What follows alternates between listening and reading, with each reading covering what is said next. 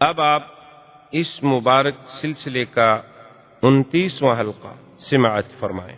اور بعض علماء فرماتے ہیں کہ بسم اللہ اس لیے نہیں لکھی گئی کہ مشرکین کی ذلت تھی، ان کی فضیحت تھی، تو اس میں کون سی آگے رحمت کے فیصلے تھے کہ پہلے بسم اللہ الرحمن الرحیم کا اضافہ کیا جائے؟ آگے تو سارا ان کے ساتھ عذاب تھا۔ اور بعض علماء نے فرمایا کہ نہیں، سورۃ الانفال اور سورۃ توبہ چونکہ ایک سورت ہے تو صحابہ نے فاصلہ تو کر دیا، لیکن درمیان میں بسم اللہ نہیں رکھی کہ اگر قیامت میں ایک سورت ہے تو ہم نے اکٹھی لکھ دی ہے، فاصلہ نہیں لکھا، اور اگر یہ دو سورتیں ہیں تو ہم نے الگ الگ تو لکھ دی فاتحہ بسم اللہ الرحمن الرحیم لکھی گئی۔ تو اللہ نے حکم دیا کہ بھئی ایک تو مشرکین سے برات کا اعلان کرو، دوسرا یہ اعلان کر دو کہ جنت میں بغیر کسی ایمان کے کوئی داخل نہیں ہوگا، تیسرا یہ اعلان کرو کہ اللہ کے کعبے کا کوئی بغیر کپڑوں کے لباس طواف نہیں کرے گا، چوتھا یہ اعلان کر دو کہ اس سال کے بعد کوئی مشرک حج نہیں کرے گا، پانچواں یہ اعلان کر دو کہ جن کے ساتھ ہمارا معاہدہ ہے 1 سال کے لیے 2 سال کے لیے، اس وقت تک تو وہ مکے میں حد حرم میں رہ سکتا ہے، معاہدے کے بعد نہیں رہ سکتا، اور جن کے ساتھ ہمارا معاہدہ نہیں ہے ان کو 4 مہینے کی اجازت ہے، 4 مہینے کے بعد نکل جائے۔ یہ سارے احکام آ گئے، حج کے احکام آ گئے۔ حضور نے حضرت علی کو بلایا رضی اللہ تعالیٰ عنہ، آپ نے فرمایا کہ علی تم ایسا کرو کہ جلدی پہنچو، چونکہ یہ بڑے اہم ضابطے اور اہم اعلانات ہیں، اور عرب کا عادت ہے کہ یا تو بادشاہ خود اعلان کرے یا بادشاہ کا کوئی قریبی رشتہ دار اعلان۔ حضرت علی یہ اعلان لے کے چل پڑے، ابھی حضرت ابو بکر راستے میں تھے کہ حضرت علی پہنچ گئے۔ فسلم علی ابی بکر، سلام کیا، ابو بکر نے پوچھا امیر ام مأمور؟ حضرت ابی بکر نے پوچھا کہ حضرت علی آپ کو اللہ کے نبی نے امیر بنا کے بھیجا ہے یا مامور؟ اگر امیر بنا کے بھیجا ہے تو یہ سب کچھ آپ سنبھالیں، میں آپ کے تابع ہوں۔ حضرت علی نے عرض کیا کہ یا ابی بکر بل مأمور، اللہ کے نبی نے مجھے امیر نہیں بنایا، امیر تو آپ رہیں گے، میں مامور ہوں، لیکن صرف مجھے حکم ملا ہے کہ ان چیزوں کا اعلان جو ہے وہ مکے میں اور مینا میں اور عرفات میں تم نے کرنا ہے۔ تو حضرت ابو بکر رضی اللہ تعالیٰ عنہ تشریف لے آئے۔ جب آپ عرفات میں، مینا میں، مزدلفہ میں، مکے میں خطبہ پڑھ لیتے تو فرماتے کہ حضرت علی اب اعلان کرو۔ حضرت علی کھڑے ہو جاتے کہ اللہ يدخل الجنت الا نفس مؤمنہ، ایمان کے بغیر کوئی جنت میں داخل نہیں ہو سکتا۔ اللہ يطوف بالبیت عریان، آج کے بعد کوئی آدمی بغیر کپڑوں کے کعبے کا طواف نہیں کر سکتا۔ اللہ يدخل المشرکون فی المسجد الحرام، اور پھر کوئی مشرک جو ہے اس مدت گزرنے کے بعد مسجد الحرام میں بھی داخل نہیں ہو سکتا، اور جن کے ساتھ معاہدہ کیا ہے اسلام نے وہ معاہدے کی مدت پوری ہوگی، اور جن کے ساتھ معاہدہ نہیں ہے ان کو 4 مہینے کی مہلت ہے کہ وہ اللہ کا حرم چھوڑ کے چلے جائیں۔ حضرت علی فرماتے ہیں کہ میں نے گلی گلی، خیمہ خیمہ، کوچا کوچا اعلان کیا، وحد صوتی، حتیٰ کہ میری آواز جو تھی وہ بھی بیٹھ گئی۔ تو حضرت ابی بکر صدیق رضی اللہ تعالیٰ عنہ کی قیادت میں، اور خدا کی قدرت ہے کہ یہ ایک قسم کا اشارہ بھی تھا کہ سب سے پہلا حج ہے، پہلی ذمہ داری ہے، اور اس کا امیر کون بن رہے ہیں؟ سیدنا ابی بکر رضی اللہ تعالیٰ۔ اچھا، اور خدا کی شان ہے کہ ان کے وزیر کون بن رہے ہیں؟ حضرت علی رضی اللہ تعالیٰ عنہ، تاکہ قیامت تک یہ جھگڑا ہی ختم ہو جائے جو بعد میں فرق باطلہ نے جھگڑا بنایا کہ حضرت علی کو خلیفہ بننا چاہیے تھا، حضرت علی کو خلیفہ بننا چاہیے تھا۔ اللہ کے بندے، پھر تو وہ نبی کی خلافت نہ ہوئی، کوئی شہنشاہیت ہو گئی کہ باپ کے بعد بیٹا بیٹھ جائے۔ یہ تو اللہ کے ہاں نبوت ہے، نبوت ہے، نبوت کی خلافت ہے، اس میں تو یہ ضروری نہیں ہوتا کہ بیٹا ہو۔ اگر یہ تقرب ہی دیکھنا تھا پھر سب سے زیادہ حقدار تو بی بی فاطمہ تھی جو حضور صلی اللہ علیہ وسلم کی بیٹی تھی۔ تو اس لیے اللہ تبارک و تعالیٰ کی ہر چیز میں حکمت ہے۔ اس سال حضور صلی اللہ علیہ وسلم بذات ہی تشریف نہ لے گئے، حضرت ابو بکر صدیق رضی اللہ تعالیٰ عنہ واپس آ گئے، اور بڑے بڑے قبائل جو تھے وہ اسلام میں داخل ہونے لگ گئے۔ زندگی باقی تو بات باقی۔ والسلام علیکم ورحمۃ اللہ وبرکاتہ۔ برادران اسلام، واجب الاحترام بزرگوں، دوستوں، بھائیوں، عزیز نوجوانوں، سلسلہ سیرت النبی صلی اللہ علیہ وسلم کے دروس میں الحمدللہ کہ ابتدائے آفرینش سے لے کر ہم نے تقریباً غزوہ تبوک تک واقعات جو تھے سیرت کے دہرائے۔ غزوہ تبوک کی واپسی پر حضور صلی اللہ علیہ وسلم نے ایک تو راستے میں 14 منافقین کے نام جو تھے وہ حضرت حذیفہ کو بتلا دیے، اور دوسرا حضور صلی اللہ علیہ وسلم جب مدینہ منورہ میں پہنچے تو مسجد زرار جو بنی تھی منافقین کی سازش سے، جسے بنی عامر ایک شخص تھے، یہودی تھا، جس نے منافقین مدینہ سے رابطہ کیا کہ اب مسلمانوں کی قوت سے براہ راست کھل کر ٹکر لینا جو ہے وہ بہت مشکل ہے۔ اب اس کا حل یہ ہے کہ ہم اندرونی طور پر مسلمان کہلا کر، مسلمان بن کر، مسلمانوں میں شامل ہو کر مسلمانوں کو اور اسلام کو ایسے ایسے نقصان پہنچائیں کہ پھر ایک دفعہ ان کی قوت اور شان جو ہے وہ ختم ہو جائے۔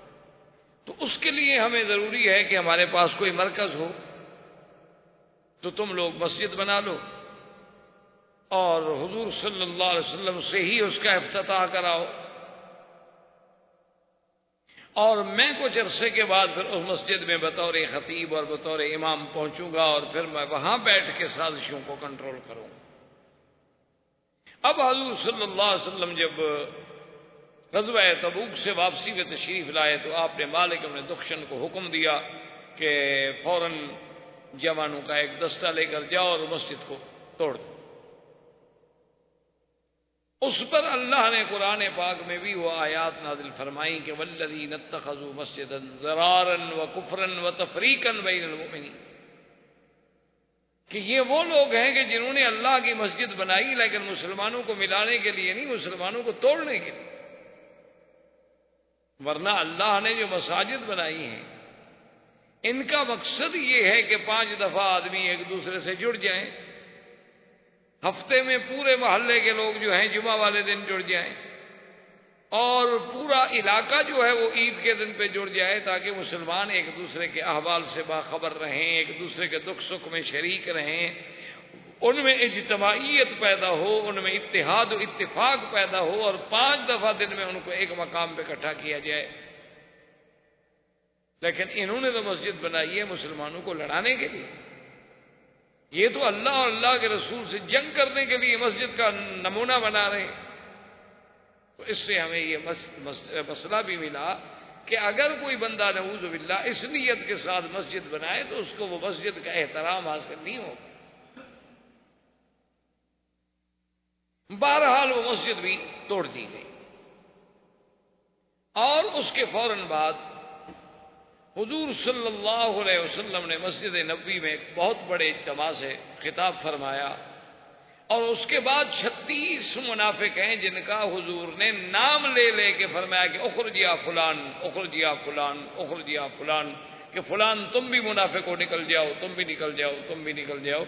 تو یہ منافقوں پر اتنی کاری ضرب لگی کہ پہلے 14 آدمی کا راز پکڑا گیا، 36 آدمیوں کے حضور صلی اللہ علیہ وسلم نے نام لے کر بتلا دیے، مسجد زرار کا منصوبہ بھی ان کا خاک میں مل گیا اور مسجد کو بھی توڑ دیا گیا۔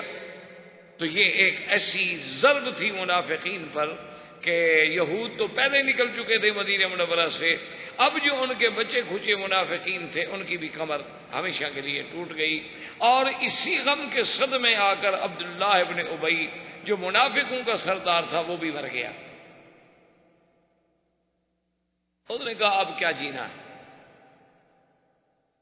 اور یہ عبداللہ ابن ابی ابن سلول وہ ہے کہ جس کو سرکار دو جہاں صلی اللہ علیہ وسلم جانتے تھے، اور یہ سب سے بڑا یعنی یوں سمجھیں کہ منافقین کا جو ہے وہ سردار تھا، اور یہی وہ آدمی تھا جس نے سیدہ عائشہ رضی اللہ تعالی عنہ پہ تہمت لگائی، یعنی یہ سب سے بڑا خبیث تھا۔ لیکن جب آپ کو اس کی بیماری کی اطلاع ملی تو حضور عیادت کے لیے بھی تشریف لے گئے، اور حضور نے فرمایا جب یہ مر جائے تو مجھے اطلاع دو۔ آپ نے اپنا قمیص مبارک بھی دیا اور کہا اس کا جنازہ بھی میں پڑھاؤں گا، اور اس کے بیٹے سے کہا کہ میرے اس قمیص میں اس کو کفن دے دو۔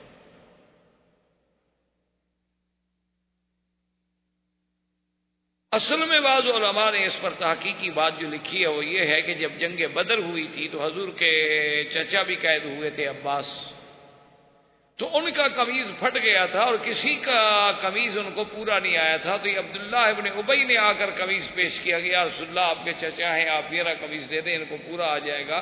تو وہ قمیض لے کر حضور نے ان کو دیا تھا، تو حضور نہیں چاہتے تھے کہ اس منافق کا احسان مجھ پر رہے اور قیامت والے دن اس احسان کی وجہ سے اس کو رعایت ملے، اس لیے حضور نے دنیا میں قمیض دے دیا۔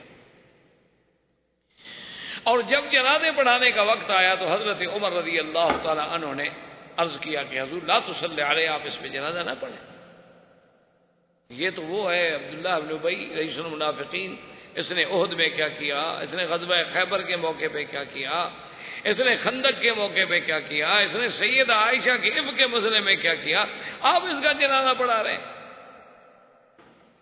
اور اللہ نے فرما دیا ہے کہ آپ ان کے لیے اگر 70 دفعہ بھی بخشش مانگیں تو اللہ ان کو معاف نہیں کریں گے۔ حضور نے فرمایا ہو سکتا ہے عمر میں 70 سے بھی زیادہ مانگ لوں۔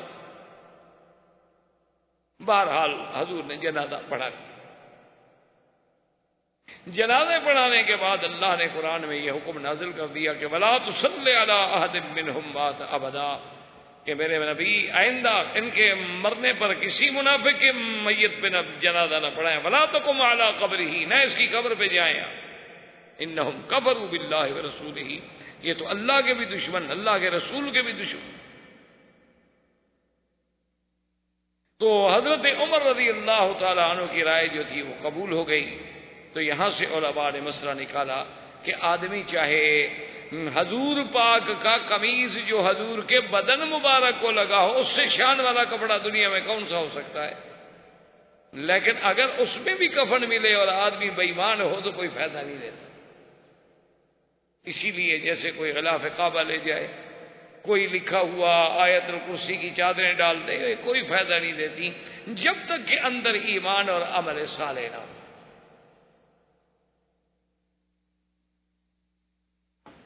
اور یہی وہ 9 ہجری ہے جس میں ام کلثوم حضور صلی اللہ علیہ وسلم کی بیٹی بھی وفات پا گئی، اور یہی وہ 9 ہجری ہے کہ جس کو مورخین نے عام الوفود قرار دیا ہے کہ یہ وہ سال ہے کہ جس میں پھر حضور صلی اللہ علیہ وسلم کی خدمت میں لگاتار وفد آئے۔ وفد بنی عامر آیا، بنو عامر ایک قبیلہ تھا، ان کا وفد آیا، ان کے اندر 2 آدمی تھے، ایک کا نام عامر تھا اور ایک کا نام اربد ابن قیس تھا۔ یہ اربد ابن قیس جو ہے یہ تلوار چلانے میں اتنا بڑا ماہر تھا کہ اس کی تلوار کی دنیا میں بڑی دھوم تھی کہ بھی یہ بڑا فن تلوار سے، کیونکہ تلوار چلانا بھی ایک فن ہے، لکڑی چلانا بھی ایک فن ہے، بندوق چلانا بھی ایک فن ہے۔ آج کل تو خیر دنیا ہی بدل گئی نا، آج کل تو وہ جنگیں ہی نہ رہیں، آج کل تو جدید جنگیں ہیں، جدید ٹیکنالوجی ہے، ریموٹ کنٹرول پہ آپ ایک بٹن دبائیں اور دوسروں کا ملک تباہ کر دیں۔ آج کل تو کوئی نہ بہادر ہے نہ بزدل ہے، آج کل تو جدید وسائل و آلات کی جس کے پاس فراہمی ہے وہ طاقتور ہے اور نہیں ہے تو کمزور ہے۔ لیکن اس دور میں نیزہ بازی، تیر اندازی، تلوار چلانا، لکڑی چلانا، ایسے کشتی کرنا، یہ چیزیں بڑی فن سمجھا جاتا تھا۔ تو یہ تلوار چلانے میں اتنا بڑا ماہر تھا اور اتنی بڑی اس کے پاس قوت اور طاقت تھی کہ عرب میں اس کا شہرہ تھا۔ یہ اب بظاہر تو قبیلہ اسلام لانے کے لیے آ رہا ہے، لیکن ان دونوں نے آپس میں مشورہ کیا، اربد ابن قیس نے اور عامر نے۔ انہوں نے آپس میں مشورہ کیا، عامر نے کہا کہ اگر میں ملاقات کے دوران حضور صلی اللہ علیہ وسلم کو باتوں میں مشغول کر دوں اور حضور کی توجہ جو ہے وہ میری طرف ہو جائے، تم تلوار سے حملہ کر دینا۔ یہ آپس میں طے کر کے آ گئے، قبیلہ آ گیا حضور صلی اللہ علیہ وسلم کی خدمت میں، اور آ کے ابھی اسلام نہیں لے آئے، انہوں نے باتیں کرنی شروع کی، اور جناب عامر نے بڑی لمبی لمبی باتیں اور بڑی لمبے لمبے سوال، اور تاکہ بھی حضور صلی اللہ علیہ وسلم کو مشغول رکھے، اور پھر اشارہ کرے اربد کو بھی تلوار سے حملہ کرو، لیکن اربد جو ہے چپ بیٹھے۔ 1 دفعہ 2 دفعہ 3 دفعہ کچھ نہ ہوا، آخر وہ ملاقات ختم ہو گئی، مجلس ختم ہو گئی، اٹھ کے چلے گئے. اس نے کہا ماں بھی کہا یار تمہیں کیا ہو گیا تھا؟ اس نے کہا خدا کی قسم ہے میں کیا کروں، میں جب بھی تلوار پر ہاتھ رکھتا تھا نا حضور کے درمیان اور میرے درمیان تو آ جاتا تھا، اب میں تیری گردن کیسے اڑا دوں؟ تو اللہ نے اپنے نبی کو اس انداز میں محفوظ رکھا، اور یہ دونوں جو تھے اور ان کا راز واپس چلے گئے، اسلام نہ لے آئے. ایک دونوں نے آ کر ایک رستے میں بستی تھی بنی سلول کی، اسی عبداللہ ابن ابی ابن سلول والوں کی سلولیہ بستی تھی، جس میں انہوں نے قیام کیا. اور خدا کی شان دیکھیں کہ اس عامر کو تو طاعون نے پکڑ لیا اور رات کو آ کے سلولیہ میں ٹھہرا، اور طاعون کی گلٹی نکلی، ایک عذاب ہے، اللہ معاف کر. تو اس نے بستی والوں سے کہا کہ فاتونی بفرسی، میرا گھوڑا جلدی لے آؤ، یہ میرے لیے بہت عبرتناک موت ہوگی کہ میں طاعون کی بیماری سے تڑپتا ہوا سلولیہ کی بستی میں پڑا ہوں، اکیلا مر جاؤں. چلو میں گھوڑے پہ بیٹھ کے یہاں سے تو نکل جاؤں نا، لیکن اب گھوڑے پہ بیٹھ نہیں سکتا تھا، گرا مر گیا. اور یہ عامر کی موت اس طرح آئی. اب اربد جو ہے وہ جناب بستی سے نکلا اور گھوڑے کو بھگایا کہ کہیں مجھے بھی طاعون نہ پکڑ لے، میں بھی طاعون کی بیماری میں مبتلا نہ ہو جاؤں. آسمان سے بجلی گری اور اس کو جلا کے اسی وقت خاکستر کر گیا، وہ بھی مر گیا. اب بنو عامر قبیلے کو پتہ چلا، انہوں نے کہا بھی یہ دو سرداروں نے سازش کی تھی، ان کو تو اللہ نے سزا دے دی ہے، یہ دلیل ہے کہ اللہ کا نبی سچا نبی ہے. وہ سارے کا سارا قبیلہ واپس آ کے مسلمان ہو گیا. ان کے بعد وفد آیا بنو قیس کا، بہت بڑا معروف قبیلہ تھا. ان میں ایک ان کے سردار تھے احنف ابن قیس. جب یہ قبیلہ مدینہ منورہ میں پہنچا تو قبیلے والے تو جناب فوراً دوڑے سیدھے حضور کی خدمت میں، جینا یا رسول اللہ، جینا یا رسول اللہ، اسلمنا یا رسول اللہ، سلام اور اسلام اور ساری باتیں، اور اسلام لے آئے. لیکن احنف ابن قیس جو تھے وہ مدینہ منورہ میں اپنے ایک دوست کے مکان پہ گئے، وہاں جا کے سامان اتارا، وہاں جا کے اپنا غسل فرمایا، کپڑے تبدیل کیے، خوشبو لگائی اور تیار ہو کر حضور کی خدمت میں حاضر ہوئے. حضور بہت خوش ہوئے. حضور نے فرمایا ھذا رجل فیہ الحلم والانا، کہ یہ بندہ ہے جس کے اندر حلم ہے، حوصلہ ہے، صبر ہے.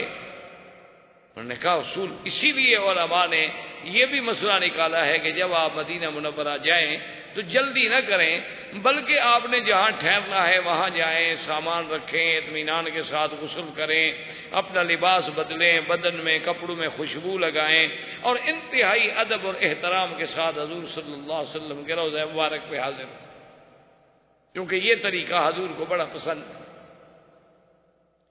اور جب مسجد میں حاضر ہوں تو یہ بھی یاد رکھیں کہ سب سے پہلے آپ 2 رکعت تحیت المسجد ادا کریں. افضل تو یہ ہوتا ہے کہ ریاض الجنت میں موقع مل جائے، ورنہ جہاں مسجد میں مل جائے، کیونکہ بعض اوقات وہاں آدمی نہیں پہنچ سکتا یا اتنا رش ہے کہ جگہ نہیں ملتی، کیونکہ اللہ کا حق جو ہے وہ نبی کے حق پہ مقدم ہوتا ہے. اور نماز پڑھنے کے بعد درود شریف پڑھتے ہوئے اتنے ادب کے ساتھ چلیں کہ آپ کے اپنے پاؤں کی آواز بھی پیدا نہ ہو. یہ نہیں کہ بس ایسے بھاگ رہا ہے اور شور کر رہا ہے اور ایک دوسرے کو دوست پوچھ رہے ہیں آپ کس ہوٹل میں ہیں یار، اچھا اور یار ٹھہرو میں سلام پڑھ کے ابھی آتا. یہ تو گستاخی ہے اور بے ادبی. وہاں حاضری کے اصول ہیں، اس کے آداب ہیں کہ بالکل خاشعن خاضعن. یہاں کے بہت بڑے عالم تھے، اللہ ان کی قبر پہ رحمت فرمائے، اور رئیس القضاء اعلیٰ بھی رہے پھر وہ، جن کے بیٹے آج کل امام حرم بھی ہیں شیخ صالح. تو ان کے والد جو تھے بن حمید بہت بڑے عالم، بہت بڑے علماء میں تھے، جیسے شیخ عبدالعزیز بن باز، اللہ ان کی قبروں پہ کروڑوں رحمتیں فرمائے. اچھا خدا کی شان ہے کہ دونوں نابینا تھے، وہ بھی نابینا تھے، وہ بھی نابینا تھے، لیکن علم پر اتنا عبور تھا ان لوگوں کو، کوئی مسئلہ پوچھو تو اس کی جزیات تک بھی یاد تھی، اور پھر ہر مسئلے پر دلیل میں کوئی نہ کوئی حدیث مبارک بھی دماغ میں تھی. اتنا بڑا علم بہت کم لوگوں کو نصیب ہوتا ہے. گہرائی علم کے اندر، گہرائی. اور اگر کسی مخالف نے بھی دلیل کے ساتھ کوئی بات کی ہے تو اس کو قبول کرنا. یہ بڑے لوگوں کی بات ہوتی ہے، ہر آدمی اس مقام پہ نہیں پہنچ سکتا۔ تو بہرحال انہوں نے اپنی کتاب میں لکھا ہے کہ جب زائر زیارت کے لیے مدینے حاضر ہو فَلْيَكُنْ خَاشِعًا خَاضِعًا متواضعًا، کہ عین خشوع کے ساتھ، تواضع کے ساتھ، ادب کے ساتھ چلے، اور یہ دل میں تصور کرے کہ انہ یری النبی صلی اللہ علیہ وسلم، کہ گویا کہ وہ خود حضور کو دیکھ رہا ہے۔ اگر حضور کی زندگی میں حاضر ہوتا اور حضور سامنے موجود ہوتے تو میں کس طرح کھڑا ہوتا، کس طرح آتا، میں کتنا ادب اور احترام کرتا، وہی احترام بدستور باقی رکھے۔ تو بہرحال حضور صلی اللہ علیہ وسلم بڑے خوش ہوئے، اور احنف ابن قیس بھی مسلمان ہو گیا، بنو قیس بھی مسلمان ہو گیا۔ اس کے بعد قبیلہ بنو حنیفہ، یہ یمامہ کے قبیلہ، یمامہ کا علاقہ ہے ریاض کے قرب میں، نجد کے علاقوں میں ایک جگہ ہے یمامہ، وہاں اب بھی بنی حنیفہ ہے۔ یہ بنو حنیفہ جو ہے یہ بہت بڑا قبیلہ تھا، اور ان کا وہ سردار تھا مسیلمہ بن الکذاب۔ اچھا، یہ قبیلہ بھی اسلام لانے کے لیے آیا، لیکن مسلمہ مدینے سے باہر ہو گیا، اس نے کہا میں نہیں جاتا۔ جو اسلام لانے کے لیے آ گئے، اسلام لے آئے، حضور نے ان کو ہدایہ دیے، جائزے دیے، کچھ نہ کچھ چیز دی، کیونکہ اسلام میں یہ بھی حکم ہے کہ اگر کوئی آدمی باہر سے تمہارے دین میں آتا ہے تو اس کے تالیف قلب کے لیے ضروری ہے کہ اس کے ساتھ کچھ مدارات کرو، کیونکہ ایک دوسرے کو ہدیہ دینے سے محبتوں میں اضافہ ہوتا ہے۔ یہ ضروری نہیں ہوتا کہ ہدیہ قیمتی ہو، ہدیہ ہوتا۔ حضور صلی اللہ علیہ وسلم نے جب سب کو ہدایہ دی تو انہوں نے کہا کہ حضور مسلمہ بھی آیا تو ہے، لیکن وہ ابھی مدینے نہیں آیا، اس کے لیے بھی ہدیہ دیا آپ نے، اس کے لیے بھی دے دیا۔ جب یہ قبیلہ واپس آیا تو مسلمہ کہنے لگا کہ اچھا، اللہ کے نبی نے مجھے بھی ہدیہ دیا ہے؟ انہوں نے کہا ہاں۔ انہوں نے کہا یہ عجیب بات ہے، بھی میں تو مدینہ دیکھنا بھی نہیں چاہتا، میں حضور کو ملنا بھی نہیں چاہتا، اور انہوں نے مجھے ہدیہ دیا ہے، تو ٹھیک ہے چلو۔ اس نے کہا کہ اچھا میں اپنا آدمی بھیجتا ہوں۔ انہوں نے کہا کہ یا محمد صلی اللہ علیہ وسلم، میں مسلمان ہونا چاہتا ہوں، لیکن میری ایک شرط ہے۔ کیا شرط ہے؟ اس نے کہا جی بات یہ ہے کہ میں آپ کا کلمہ پڑھتا ہوں، اسلام لے آتا ہوں، لیکن آپ کے بعد جو خلافت ہوگی وہ مجھے ملے گی۔ حضور صلی اللہ علیہ وسلم کے ہاتھ میں ایک چھوٹی سی لکڑی تھی۔ حضور نے فرمایا کہ اس مسلمہ کو جا کے کہہ دو کہ یہ لکڑی بھی اگر چاہو تو میں تمہیں دینے کے لیے تیار نہیں ہوں، تم میرے بعد خلافت مانگتے ہو۔ یہ اچھا اسلام ہے جو کسی شرط کے تابع کہ جی پیسے دو گے تو میں مسلمان ہوں، نہیں دو گے تو میں مسلمان نہیں۔ یہ کون سا اسلام ہوا بھائی؟ ایسے اسلام کی اللہ کو کوئی ضرورت نہیں۔ حضور نے فرمایا مجھے تمہارے اسلام کی کوئی ضرورت نہیں ہے، تم نے جو کچھ کرنا ہے جا کے کرو۔ اور اسی اثنا میں حضور نے خواب دیکھا۔ سرکار دو جہاں رحمت للعالمین صلی اللہ علیہ وسلم نے خواب دیکھا کہ میرے ہاتھ میں سونے کے دو کنگن ہیں، اور میں نے ان کو پھونک ماری تو وہ دونوں کنگن اڑ گئے۔ حضور صلی اللہ علیہ وسلم نے صحابہ کے سامنے یہ خواب رکھا تو صحابہ نے کہا حضور ہمیں تو سمجھ نہیں آیا اس خواب کی تعبیر کیا ہے؟ آپ نے فرمایا اس کی تعبیر یہ ہے کہ دو جھوٹے آدمی پیدا ہوں گے جو نبوت کا دعویٰ کریں گے، لیکن اللہ تبارک و تعالیٰ کی رحمت سے اللہ پاک ان کی قوت کو ختم کر دیں گے، جیسے پھونک سے چیز اڑ گئی ہے وہ بھی اڑ جائے۔ اور یہ انہی میں سے ایک مسیلمہ بن الکذاب تھا اور ایک اسود انسی تھا۔ مسیلمہ بن الکذاب یمامہ میں پیدا ہوا اور اسود الانسی جو تھا وہ یمن میں پیدا ہوا، جنہوں نے نبوت کا دعویٰ کیا کہ ہم بھی نبی ہیں اور ہم پر بھی اللہ کی وحی آتی ہے۔ اور پھر سیدنا ابو بکر رضی اللہ تعالی عنہ کے زمانے میں مقابلہ ہوا، اور سیدنا ابو بکر صدیق رضی اللہ تعالی عنہ کی فوجوں نے مسیلمہ بن الکذاب کو شکست دی، مرتد قتل ہوا اور اس کا فتنہ نبوت جو تھا وہ ختم ہوا۔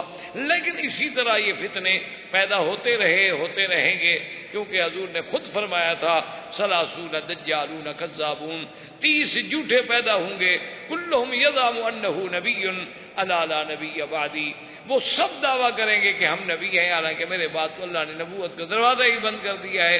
لا نبی بعدہ ولا رسول بعدہ ولا معصوم بعدہ، جیسے آپ کے ہندوستان میں مرزا غلام احمد قادیانی پنجاب میں مسیلمہ کذاب وہاں پیدا ہوا، جیسے اس نے بھی یہاں ادعائے نبوت کیا، اور پھر وہ قادیان میں، پھر جناب پاکستان میں آ گئے، پھر ربے میں آ گئے۔ اللہ نے بہرحال ان کو ہر جگہ رسوا و ذلیل کیا کہ وہ اب پاکستان سے بھی نکالے گئے، اور پوری دنیا کے عالم اسلام کے علماء نے متفق علیہ ان پر کفر کا فتویٰ دیا۔ اب وہ جناب یہاں سے بھاگ کے پھر لندن میں، چونکہ اصل نبی تو انہوں نے بنایا تھا، اصل مرزا کو جب نبوت ملی تھی تو بنانے والے تو انگریز تھے، بنانے والے وہی تھے۔ مسلمانوں کو لڑانے کے لیے نبوت کا فطرہ گھڑا گیا تھا، تو اب پھر ان کی گود میں چلا گیا کہ جناب ہم ہر جگہ سے مار کھا کے پھر حضور کے دربار میں حاضر ہوئے ہیں، اب پھر آپ ہماری حفاظت کریں۔ اب اس نے پھر وہاں ڈیرا لگایا ہے، لیکن اللہ کا شکر ہے کہ حضور کے پروانے وہاں بھی مقابلے کے لیے پہنچ رہے۔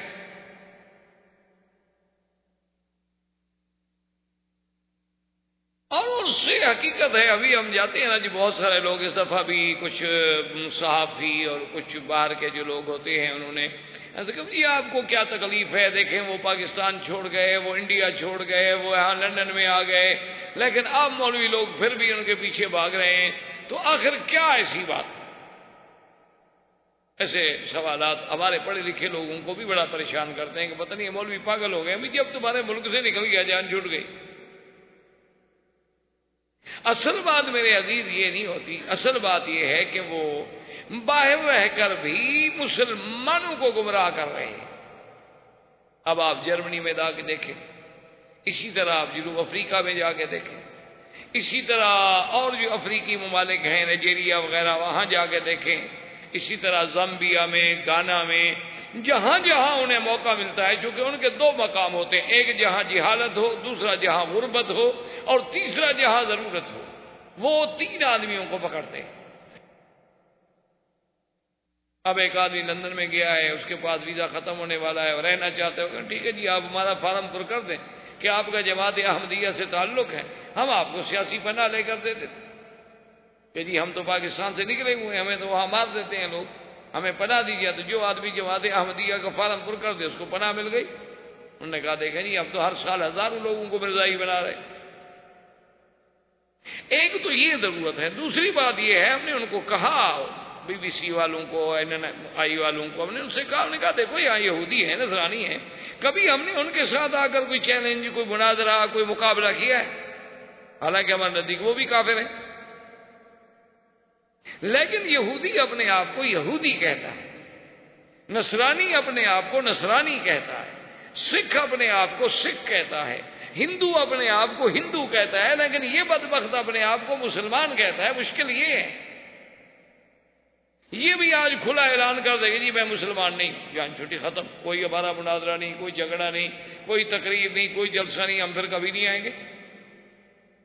لیکن جب یہ اسلام کا نام لے کر لوگوں کو دھوکہ دیں کہ ہم ختم نبوت کے بھی قائل ہیں، اور جو ختم نبوت کا قائل نہ اس کو ہم کافر سمجھتے ہیں، لیکن ختم نبوت کا معنی ہے مہر نبوت، تو جس کو اللہ کا نبی مہر لگا دے وہ نبی ہے، ترجمہ اس کا وہ اپنا کرتے ہیں۔ تو بہرحال خیر کہنے کا مقصد یہ تھا کہ وہ مسلمہ وہاں پیدا ہوا، اسد انسی وہاں پیدا ہوا، اللہ نے ان دونوں کا فتنہ جو تھا وہ بھی ختم کر دیا۔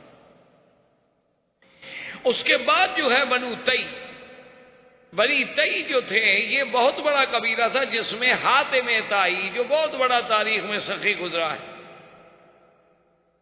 یہ اسی طائی قبیلے کا سردار تھا حاتم۔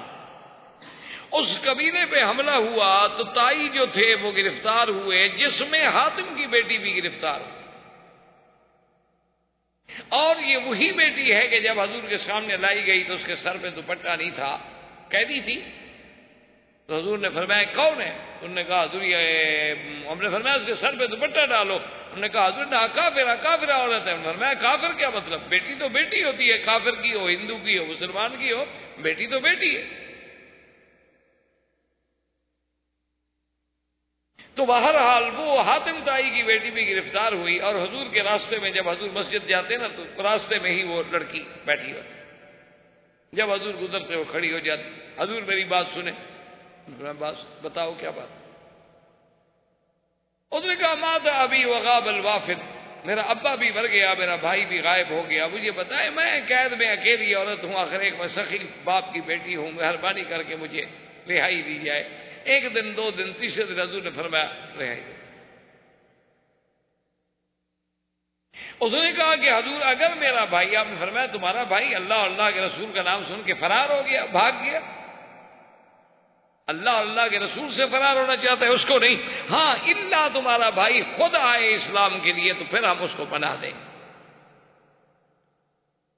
تو یہ لڑکی واپس آئی، اپنے بھائی کو ملی، اپنے بھائی سے کہا کہ دیکھو تم اب نہیں بچ سکتے ہو، باسوا اس کے کہ حضور صلی اللہ علیہ وسلم کی خدمت میں چلے جاؤ۔ اس نے کہا اچھا مجھے یہ بتاؤ، کیونکہ حاتم کی بیٹی جو تھی وہ بھی ایک بہت بڑی سمجھدار عورت تھی، امرأۃ ذات حزم۔ اس نے کہا تم مجھے مشورہ دو، تمہارا مشورہ کیا ہے، میں کیا کروں؟ اس نے کہا علی دیکھو بات سنو، محمد الرسول اللہ صلی اللہ علیہ وسلم یا تو اللہ کے نبی ہیں یا پھر بادشاہ ہیں، ان دو میں سے تو خالی نہیں ہے، کیونکہ اب سارے جزیرہ تو فتح ہو گیا۔ اگر وہ اللہ کے نبی ہیں تو اللہ کے نبی کی صحبت میں رہنے سے تمہاری دنیا اور آخرت دونوں بن جائیں گی، اور اگر وہ بادشاہ ہے تو بادشاہ تمہیں خود بلا رہا ہے تو جاؤ، تمہیں کوئی نہ کوئی عہدہ مل جائے گا، یہ کچھ سوچنے کی بات ہے۔ تو اس نے کہا ہاں بھی تمہاری رائے تو بہت اچھی۔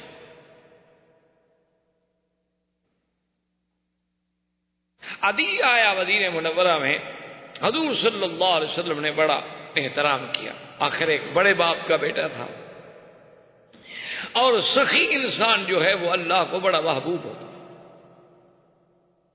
آدمی کے اللہ نے سخاوت دی ہو تو سخی آدمی چاہے کتنا گناہگار ہو لیکن اللہ کو بڑا پسند۔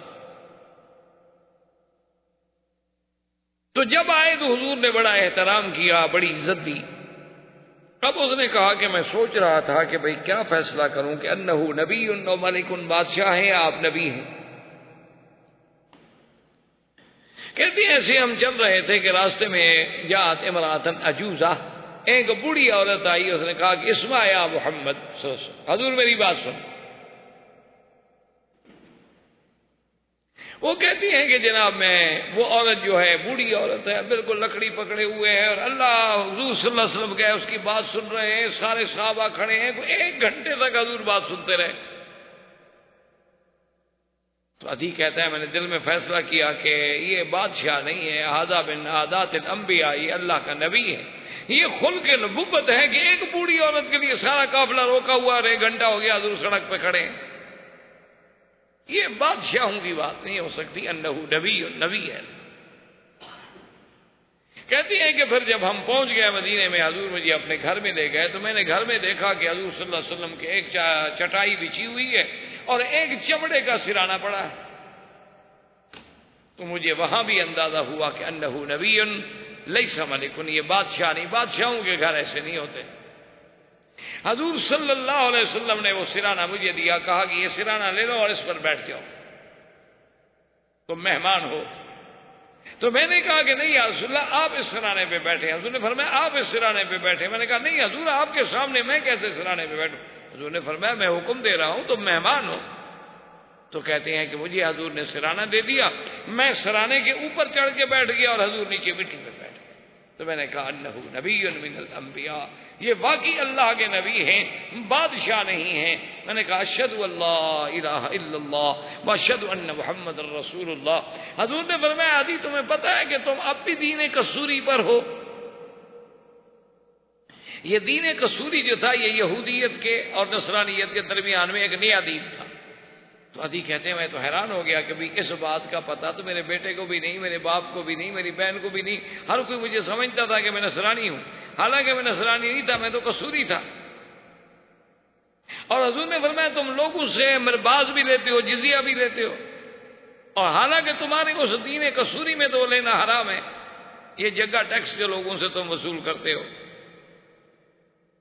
تو عدی کہتا ہے واللہ میں حیران ہو گیا کہ وہ چیزیں جس کا علم میرے سوا میری بیوی کو نہیں، میرے بچے کو نہیں، میری اولاد کو نہیں، ان کو کیسے پتا ہے؟ مجھے یقین ہو گیا کہ اللہ کے نبی ہیں اور ان کو اللہ کے نے وحی کے ذریعے خبر دی، اور تو کوئی ذریعہ ہو ہی نہیں سکتا۔ تو اسلام لے آئے۔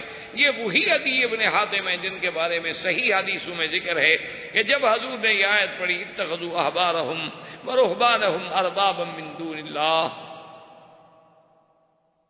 کہ عیسائی جو تھے ان لوگوں نے اپنے پیروں کو، اپنے مولویوں کو اللہ کے سوا رب بنا رکھا تھا۔ تو اسی عدی ابن حاتم نے اعتراض کیا، اس نے کہا کہ یا رسول اللہ ہم نے ان لوگوں کو کبھی اپنا رب تو نہیں مانا۔ حضور نے فرمایا صبر کرو، وہ لوگ اگر کسی چیز کو حلال کر دیں تو تم اس کو حلال سمجھتے تھے، وہ اگر کسی چیز کو حرام کر دیں تو تم لوگ اس کو حرام سمجھتے تھے۔ انہوں نے کہا یہی تو اللہ کا حق ہے، یہ تشریع جو ہے یہ تو اللہ کا حق ہے، اور خدا بنانا کیا ہوتا ہے؟ اس لیے ہمیشہ یاد رکھیں کہ خدا کا معنی یہ نہیں ہوتا کہ بس جس کے آگے نماز سجود رکوع کیا جائے، بلکہ جو احکام اللہ نے دیے ہیں اگر ان احکام کو نافذ کرنے والا یا بنانے والا ہم کسی دوسرے کو مان لیں تو گویا ہم اس کو بھی خدا مان رہے ہیں۔ یہی وہ بنیادی فلسفہ ہے کہ جیسے لوگ اپنے لیڈروں کے بارے میں اندھے معتقد ہو جاتے ہیں۔ بہت بڑے بڑے مسلمان جو تھے بعض اوقات وہ کافر لیڈروں کے معتقد ہو گئے، بعض مسلمان جو تھے وہ مسلمان لیڈروں کے معتقد ہو گئے، اور بعض لوگ اپنے اس لیڈر کی محبت میں اتنے اندھے ہو جاتے ہیں کہ وہ نماز نہیں پڑھتا وہ بھی نہیں پڑھ رہے، وہ شراب پیتا ہے وہ بھی پی رہے ہیں، وہ جیسا لباس پہن رہا ہے وہ بھی پہن رہے ہیں۔ تو اس لیے یہ جو والہانہ یہ بھی بت پرستی ہے۔ بت پرستی کا معنی یہ نہیں ہوتا کہ ایک بت کھڑا کر دو، اگر آپ بندے کو پوجتے ہیں تو یہ بھی بت پرستی۔ اگر آپ کسی کی شخصیت کی پرست کرتے ہیں تو وہ بھی بت پرستی ہے۔ اگر آپ اللہ اور اللہ کے رسول کے مقابلے پر ایک آپ کا قائد ہے، ایک آپ کا لیڈر ہے، آپ اس کی بات کو مان رہے ہیں، آپ لینن کو مان رہے ہیں، آپ ماؤ کو مان رہے ہیں، آپ جناب اسی طریقے سے کسی اور فلسفی کو مان رہے ہیں، آپ کارل مارکس کو مان رہے ہیں، آپ لارڈ میکالے کے قانون کو مان رہے ہیں، تو یہ اس سے بڑی بت پرستی کیا ہو سکتی ہے کہ مسلمان ہو کر اور غیر اللہ کے تشریع کو مانے؟ یہ تو سب سے بڑا کفر ہے۔ تو حضور صلی اللہ علیہ وسلم کے پاس بہرحال بنو طیب بھی مسلمان ہو گئے۔ اس کے بعد ایک قبیلہ تھا بنو بجیلہ، جن کے آدمی تھے جن کا نام تھا عبداللہ ابن جریر البجلی، اور یہ آدمی ایسا تھا اللہ نے اس کو ایسی شخصیت دی تھی کہ دور سے کوئی دیکھے تو معلوم ہوتا تھا کہ بادشاہ وقت آ رہا۔ اور حضور پاک نے اس کے آنے سے پہلے صحابہ سے کہا کہ یدخل من ھذا الباب رجل، اس دروازے سے ابھی کچھ دیر بعد ایک بندہ داخل ہوگا جس کے چہرے پر ایسا تمکنت ہے جیسے بادشاہوں کے چہرے پر ہوتی ہے، اور اس میں بڑا حلم ہے، حوصلہ ہے۔ کچھ دیر گزری تو عبداللہ بن جریر البجلی حاضر ہوئے، اور انہوں نے جب سنا کہ تمہارے آنے سے پہلے حضور یہ کہہ رہے تھے فاسلم، اس نے بھی فوراً کلمہ پڑھ۔ اسی طریقے سے ایک قبیلہ تھا ازد جن کا سردار تھا زمام ابن ثعلبہ، اور یہ زمام ابن ثعلبہ جو تھا یہ اپنے دور میں مانا ہوا آدمی تھا کہ کوئی بندہ اس کے سامنے بات کرے وہ فوراً بتا دیتا تھا کہ یہ سچ کہہ رہا ہے یا جھوٹ کہہ رہا ہے، یعنی اتنا اس کو اللہ نے قیافے کا علم دیا تھا، اتنا وہ آدمی کے نفسیات کو اور آدمی کے چہرے کو اور اس کے اساریر وجہ کو یعنی خطوط کو پڑھ کے اندازہ کر کے آپ کو بتا دیتا تھا کہ یہ جھوٹ بول رہا ہے سچ کہہ رہا ہے۔ ایسے بڑے لوگ پیدا ہوئے۔ اچھا، اس کو علم قیافہ بھی کہتے ہیں۔ تو اس کے قبیلے والوں نے کہا کہ زمام ایک بات کرو یار، مہربانی کرو، تم خود مدینہ شریف کیوں نہیں چلے جاتے ہو تاکہ ہمیں حضور صلی اللہ علیہ وسلم سے بات کر کے بتلا دو کہ وہ سچے ہیں، اللہ کا نبی ہے، سچا ہے یا نہیں ہے، تاکہ ہم بھی فیصلہ کریں، ساری دنیا تو مسلمان ہو رہی۔ تو زمام ابن ثعلبہ وہاں سے حضور صلی اللہ علیہ وسلم کی خدمت میں آئے۔ اور آ کے بیٹھے حضور کی خدمت میں اور پوچھا کہ من خلق السماوات، یا محمد صلی اللہ علیہ وسلم آسمان کس نے پیدا کیا؟ انہوں نے فرمایا اللہ۔ من خلق الارض، زمین کس نے پیدا کی؟ حضور نے فرمایا اللہ۔ اس نے کہا من نصب الجبال، ان پہاڑوں کو زمین پہ کس نے جمایا؟ حضور نے فرمایا اللہ۔ اس نے کہا اقسمک باللہ، محمد مصطفیٰ صلی اللہ علیہ وسلم جس خدا نے آسمان بنائے، زمین بچھائی، پہاڑ جمائے، اس خدا کی قسم دے کر آپ سے پوچھتا ہوں اللہ ارسلکا، اسی خدا نے آپ کو رسول بنا کے بھیجا ہے؟ حضور نے فرمایا نعم بالکل۔ واشقال اشہد اللہ الہ الا اللہ واشہد ان محمد رسول اللہ۔ انہوں نے کہا حضور میں بھی فوراً مسلمان ہوں۔ اس لیے یعنی مقصد ہے کہ اللہ تبارک و تعالیٰ اسی طرح کہتی ہیں کہ ایک اعرابی حضور کی خدمت میں جنگل کا رہنے والا بدو آیا، کہنے لگا اقسمک بالذی خلق السماوات السبع، میں اس ذات کی قسم دیتا ہوں آپ کو جس نے آسمان پیدا کیے، جس نے زمین پیدا کی، جس نے پہاڑ پیدا کیے، آپ مجھے بتائیں ایسی چیز مجھے بتائیں جو مجھے جنت میں داخل کر دے۔ حضور پاک صلی اللہ علیہ وسلم نے فرمایا کہ عقیدہ اپنا درست کر لو، اللہ کے ساتھ شریک نہ کرو، کبائر گناہوں سے بچ جاؤ، اللہ کے فرائض جو ہیں جیسے 5 نمازیں ہیں، رمضان کے روزے ہیں، زکوٰۃ ہے، اگر پیسہ ہو، صحت ہو، طاقت ہو تو حج ہے، اللہ کے فرائض پورے کرو۔ کہنے لگا واللہ لا ازیدہ ولا انقص، کہنے لگا محمد عربی صلی اللہ علیہ وسلم آپ نے جو کچھ بتلا دیا ہے اس پہ میں نہ زیادہ کروں گا نہ تھوڑا کروں گا، اس پہ میں ہمیشہ قائم رہوں گا۔ اور اس کے بعد چل پڑا۔ حضور نے فرمایا کہ دیکھو اس صحابی کو اس نے جو کچھ کہا ہے، اگر اس نے سچ کہا ہے تو اللہ کی جنت اس کے لیے لازم ہو گئی۔ اسی لیے بعض لوگ جو ہے نا سنت نفل نہیں پڑھتے، وہ کہتے ہیں صحابی نے بھی کہا ہے میں یہی پڑھوں گا، اس میں نہ زیادہ کروں گا نہ کم کروں گا۔ حالانکہ یہ بات ٹھیک نہیں ہے، وہ صحابی کا اپنا ایک اجتہاد تھا، ایک رائے تھی۔ یہ معنی نہیں ہے کہ بھی سنت اور نوافل اگر ایسی بات ہے تو اللہ کے نبی بھی نہ پڑھتے، پھر تو اللہ تبارک و تعالیٰ کے نبی بھی سنت و نوافل نہ پڑھتے۔ اب ہم نے حضور کی اتباع و اقتداء کرنی ہے، کسی ایک صحابی کی اتباع تو نہیں کرنی۔ صحابی کی اتباع ہم کیوں کرتے ہیں کہ وہ اتباع کرتے ہیں محمد الرسول اللہ صلی اللہ علیہ وعلا آلہ واصحابہ وسلم تسلیما کثیرا کثیرا۔ تو بہرحال یہ زمام ابن سالبہ بھی مسلمان ہو گیا، بنو حنیفہ بھی مسلمان ہو گئے، بنو عامر بھی مسلمان ہو گئے، بنو قیس بھی مسلمان ہو گئے۔ اسی لیے اس سنہ کو 9 ہجری کو کہا گیا عام الوفود۔ یہ وہ سال ہے کہ جس میں وفد کے وفد دھڑا دھڑ آ رہے ہیں اور اسلام لا رہے ہیں۔ اب اللہ نے قرآن نازل کیا اذا جاء نصر اللہ والفتح ورأیت الناس يدخلون في دين الله أفواجا فسبح بحمد ربك واستغفره إنه كان توابا۔ اللہ نے فرمایا جب آ گئی اللہ کی مدد، آ گئی فتح اور داخل ہوئے دین میں فوجوں کی فوجیں۔ جب یہ آیت اتری تو حضرت ابن عباس رونے لگ گئے۔ صحابہ نے پوچھا کیا بات ہے؟ انہوں نے کہا اس آیت میں اشارہ ہے کہ حضور کی وفات قریب آ گئی، کیوں دین پورا ہو گیا۔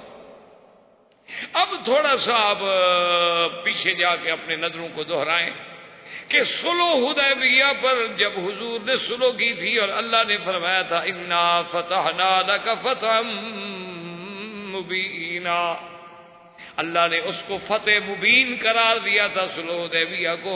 وجہ کیا تھی کہ صلح حدیبیہ میں صرف 1400 آدمی کا لشکر تھا، لیکن 2 سال کے بعد 4500 کا لشکر تھا، اور غزوہ حنین اور غزوہ مکہ کے موقع پر 10,000 کا لشکر تھا۔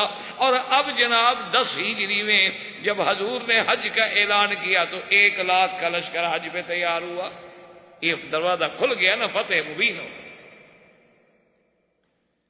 اسلام نے ایسے تو نہیں کہہ دیا فتح مبین، فتح مانا ہوتا ہے کھولنا، یعنی حضور کے آگے، اسلام کے آگے جو رکاوٹیں تھیں وہ کھل گئیں۔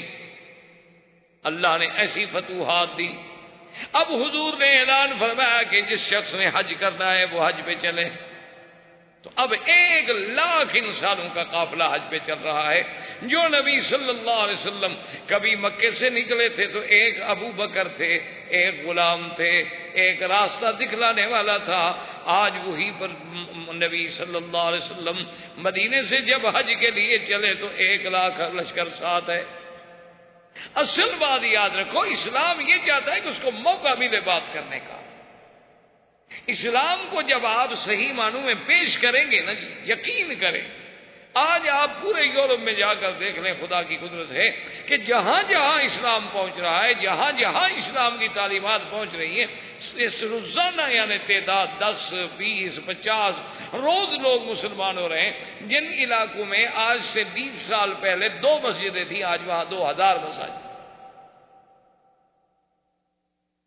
وجہ کیا ہے کہ اسلام تو ایک ایسا کامل معنی جامع دین ہے کہ جب اس کو صحیح معنوں میں سمجھایا جائے تو لازمی بات ہے کہ کوئی بھی عقل مند آدمی اس سے انکار نہیں کر سکتا.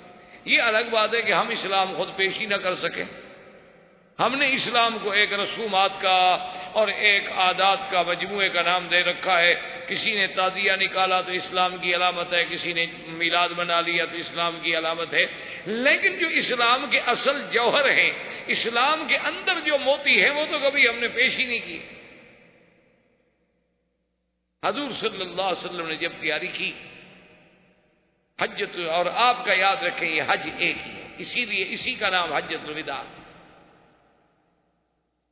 حضور صلی اللہ علیہ وسلم نے عمرے تو 4 کیے، لیکن حج فرض ہونے کے بعد حضور نے جو حج کیا وہ صرف ایک حج ہے. اسی لیے وہ پہلا حج بھی وہی ہے اور آخری حج بھی.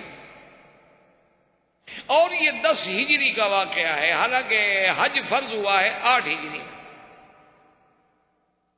9 ہجری میں حضور صلی اللہ علیہ وسلم نے حضرت ابو بکر کو امیر حج بنا کے بھیجا، اور پھر حضرت علی رضی اللہ تعالیٰ عنہ کو بھی ان کے ساتھ بھیجا. کیونکہ مشرکین مکہ میں ایک مصیبت تھی، ایک عادت تھی کہ اگر کوئی خاص آرڈر جاری کیا جائے تو یا بادشاہ خود وہ آرڈر نافذ کرے یا اس کا کوئی قریبی رشتہ دار نافذ کرے. اس لیے حضور صلی اللہ علیہ وسلم نے حضرت علی کو بھیجا کہ جا کے اعلان کر دو کہ اللہ يدخل الجنت الا نفس مؤمنہ، کہ ایمان کے بغیر کوئی جنت میں داخل نہیں ہوگا. اللہ یطوف بالبیت عریان، آج کے بعد اللہ کے گھر میں کوئی آدمی بغیر کپڑوں کے طواف نہیں کر سکے گا. اور حضور نے فرمایا انما المشرکون نجس فلا يقربوا المسجد الحرام بعد عامهم هذا، اور جو مشرک ہے وہ پلید ہے، اس کو بھی اللہ کے حرم میں داخل ہونے کا حق نہیں. اور اسی طرح حضور نے حکم دیا کہ یا علی، جتنی تماثیل، جتنی بت، جتنی تصویریں ہوں سب کو مٹا دو. بلا قبرا مشرفا الا سویتہ، اور قبرستانوں میں جتنی اونچی قبریں ہوں ان کو بھی زمین کے برابر کر دو، کوئی اونچی قبر نہ چھوڑو. یہ سارے کام جو تھے 9 ہجری میں ہو گئے. اب 10 ہجری میں حضور صلی اللہ علیہ وسلم نے حج کی تیاری کی. اور حضور صلی اللہ علیہ وسلم جب بیر علی سے، جس کا اصل نام تو ذوالحلیفہ ہے لیکن مشہور جو ہے وہ ابیار علی ہے، اور ہمارے بعض لوگوں نے تو ایک روایت بھی بنا رکھی ہے، کچھ تو کہتے ہیں کہ یہ علاقہ جو تھا یہ حضرت علی رضی اللہ تعالیٰ عنہ کا رقبہ، زمین جائیداد تھی، اسی لیے اس کو بیر علی کہا جاتا ہے. حالانکہ انتہائی بڑا جھوٹ ہے جس کی کوئی حقیقت نہیں. حضرت علی کے بعد تو بی بی فاطمہ کے ساتھ شادی کرنے کے لیے پیسے نہیں تھے، اتنی بڑی جگیریں کہاں سے آ گئی تھی. حضرت علی تو غریب آدمی تھے، وہ تو سب کچھ مکہ میں لٹا گئے. سیدنا علی رضی اللہ تعالیٰ عنہ تو بیٹھے ہوئے مسجد نبوی میں رو رہے تھے. حضرت عثمان گزرے تو انہوں نے کہا کیا بات ہے، کیوں رو رہے ہیں؟ انہوں نے کہا کمالے، میں نے 2 اونٹ پالے تھے کہ بھئی لکڑیاں لاؤں گا، بیچوں گا، اور پیسے اکٹھے ہوں گے تو بی بی فاطمہ سے میری شادی پہ خرچ ہوگا. حضرت حمزہ نے 2 اونٹ میرے ذبح کر دیے. حضرت حمزہ رضی اللہ، چونکہ شراب حرام نہیں ہوئی تھی، یہ اونٹ بٹھا کے جو گئے نا جی، تو ایک مغنیہ گانا گا رہی تھی کہ پہلے سردار جو ہوتے تھے نا اونٹوں کی کوہان کاٹ کے کباب بنا کے کھلاتے تھے. حضرت حمزہ نشے میں جو اٹھے اونٹوں کی کوہان کاٹ دی. حضرت علی واپس آئے تو 2 اونٹ زخمی ہوئے پڑے ہیں. وہ روتے ہوئے حضور کی خدمت میں گیا کہ یا رسول اللہ دیکھیں آپ کے چچا نے کیا کر دیا، حضرت حمزہ نے کیا کر دیا. حضور آئے تو حمزہ نشے میں. حضور نے فرمایا ماذا فعلت یا حمزہ، یہ تم نے کیا کیا ہے؟ تو ایسے آنکھیں اٹھا کہتے حل انتم الا عبید و آبائی، اچھا تم تو میرے دادے کے غلام ہو نا، کیا کرنے آئے ہو؟ حضور نے فرمایا علی وہ تو ہوش میں نہیں ہے، اب اس کا بدلہ یہ ہے کہ میں تمہیں دے دوں گا اونٹنیاں، اس کے بدلے میں کیا کہوں حمزہ؟ تو حضرت علی رضی اللہ تعالیٰ عنہ بیٹھے ہوئے رو رہے تھے، تو حضرت عثمان نے پوچھا کیا؟ انہوں نے کہا حضرت میری تو وہ جائیداد ہی اونٹنیاں تھیں دو، وہ بھی حضرت حمزہ نے ذبح کر دی ہیں، اور بی بی فاطمہ کی شادی قریب ہے، میرے پاس پیسے نہیں، میں کیا خرچ کروں گا؟ تو حضرت عثمان نے کہا کہ لا تبکے علی، حضرت علی تمہیں غم کرنے کی کیا ضرورت ہے، شادی علی کی ہوگی اور دولت عثمان کی ہوگی۔ تو حضرت علی کے پاس کہاں سے جاگیریں آ گئیں کہ بیر علی حضرت علی کا ہو گیا؟ اچھا، بعض لوگوں نے ایک اور روایت گھڑی ہے، وہ کہتے ہیں جی کہ یہاں کچھ جن بھوت رہتے تھے جو کسی کے قبضے میں نہیں آتے تھے، تو حضرت علی نے پکڑ کر ان کو اس کنویں میں قید کر دیا۔ یہ بھی جھوٹی روایت ہے، خدا جانے پتہ نہیں مولویوں کو کہاں سے جن بھوت نظر آ جاتے ہیں، اور ان کے جن بھوت بھی ایسے کوئی پاگل سمجھدار ہیں کہ جو پکڑتے ہیں مسلمانوں کو پکڑتے ہیں۔ میں کہتا ہوں ان پیروں کو کہو بدبختو، اگر تمہارے پاس کوئی جن شن ہے تو ان کو کہو کافروں کو مارو، ہندو کو مارو، ہماری جان چھڑاؤ، یہودیوں کو مارو۔ تمہارے جن اچھے ہیں کہ بھی ہم مسلمانوں کو مارنے کے لیے پلے ہوئے ہیں، وہ جی جن کے ذریعے مٹھائی اٹھا لیتے ہیں۔ بیٹھے ہوئے تھے، حضرت نے حکم دیا کہ ملتان کا حلوہ لے آؤ، بھی چوری لے آؤ، یعنی چوری کھلا رہا ہے، اچھا حضرت ہے نا، ملتان کا حلوہ جو اٹھا کے جن لے آئے، کوئی اس کے باپ کا تھا یا جن کے باپ کا تھا، تو وہ حرام نہیں؟ لوگ خوش ہوتے ہیں سبحان اللہ۔ حضرت نے جناب ایسی کرامت دکھائی کہ بیٹھے بیٹھے ملتان کا حافظ حلوہ آ گیا، وہ حافظ حلوہ جو آ گیا، پہلے کھانا حلال ہے حرام ہے، چوری کی حضرت نے، حضرت کو تو ہاتھ کاٹا جائے جس نے چوری کرائی۔ لوگ سمجھتے ہیں وہ پیر ہے۔ تو بہرحال یہ کوئی شخص ایک اور گزرا ہے علی، جس کے اس علاقے میں کوئی زمین تھی، کنویں تھے، جس کی وجہ سے اس کو ابیار علی کہا جاتا ہے، اس کا سیدنا حضرت علی سے کوئی تعلق نہیں۔ جیسے وادی فاطمہ، لوگ کہتے ہیں بی بی فاطمہ کو، اللہ کے بندے بی بی فاطمہ تو غریب تھی، وہ تو چکی پیستے پیستے ان کے تو ہاتھوں میں چھالے پڑ گئے، تو ان کی وادی فاطمہ کہاں سے آ گئی؟ یہ جموم کے قریب جو وادی فاطمہ ہے، لوگ کہتے ہیں یہ بی بی فاطمہ کی وادی ہے، نعوذ باللہ۔ تو یہ سارے لوگوں نے خود گھڑے ہوئے ہیں کس سے، جہاں جو نام فٹ آتا ہے نا جی، قوم بڑی استاد ہے، ایک منٹ میں لگا دیتی ہے کہ چلو بھئی اس کو بی بی فاطمہ کے ساتھ لگا دو، اس کو حضرت علی کے ساتھ لگا دو۔ تو حضور صلی اللہ علیہ وسلم جب وہاں تشریف لائے تو آپ نے وہاں سے جو حج کی نیت کی تو وہ حج قران تھا۔ حج قران کا معنی یہ ہوتا ہے کہ آدمی حج اور عمرہ دونوں کی نیت ملا کر کرے، اور مکے میں آ کر اسی احرام، عمرے کے بعد احرام نہیں کھولے گا، احرام میں رہے گا، اسی احرام کے ساتھ حج پہ جائے گا، حج کرنے کے بعد کنکریاں مار کے قربانی کر کے سر مڑا کے احرام کھولے گا تو قران ہوگا۔ تبتو کا معنی یہ ہوتا ہے کہ اشہر حج میں آ کر عمرہ کرے، عمرہ کرنے کے بعد احرام کھول دے، پھر 8 ذی الحجہ کو حج کا احرام باندھے، اس کو کہتے ہیں تبتو۔ اور حج افراد یہ ہوتا ہے کہ بھئی نیت ہی صرف حج کی کرے اور احرام ہی صرف حج کا باندھے، اس کے ساتھ عمرہ نہ ہو۔ تو حضور صلی اللہ علیہ وسلم قارن تھے، اسی لیے امام ابو حنیفہ رحمۃ اللہ علیہ کے نزدیک حج قران جو ہے وہ افضل۔ اس میں البتہ تھوڑا سا اختلاف ہے بعض ائمہ کا۔ بعض ائمہ یہ فرماتے ہیں کہ حج قران کے لیے یہ ضروری ہے کہ بکری ساتھ لائے، سائق الہدی ہونا ضروری ہے۔ اگر اس لیے کہ حضور نے فرمایا تھا کہ جو لوگ بکریاں لائے ہیں وہ تو قران کریں، جو نہیں لائے وہ تمتع کر لیں، تو اس حدیث کو سامنے رکھ کر وہ یہ استدلال کرتے ہیں کہ بھئی اگر تو آپ بکری ساتھ لائے ہیں پھر تو آپ قران کر سکتے ہیں، اگر آپ بکری ساتھ نہیں لائے ہیں تو پھر آپ تمتع کریں، آپ قران کر ہی نہیں سکتے۔ لیکن امام ابو حنیفہ رحمۃ اللہ علیہ فرماتے ہیں کہ اللہ کے بندو، بکری لانا سنت ہے یا ذبح کرنا سنت ہے؟ ایک آدمی بکری لے آئے لیکن ذبح نہ کرے، پھر ادا ہو جائے گی؟ نہیں، ایک آدمی بکری لے آیا لیکن اس نے ذبح نہیں کی، تو مقصد یہ ہے کہ اصل تو بکری ذبح کرنا ہوا نا، صرف ساتھ لانا تو نہ ہوا، اور اس دور میں تو ساتھ لانا ممکن تھا۔ اب ہم جب ہوائی جہاز پہ چڑھے تو ہمارے ساتھ کیسے جانور ساتھ آئے؟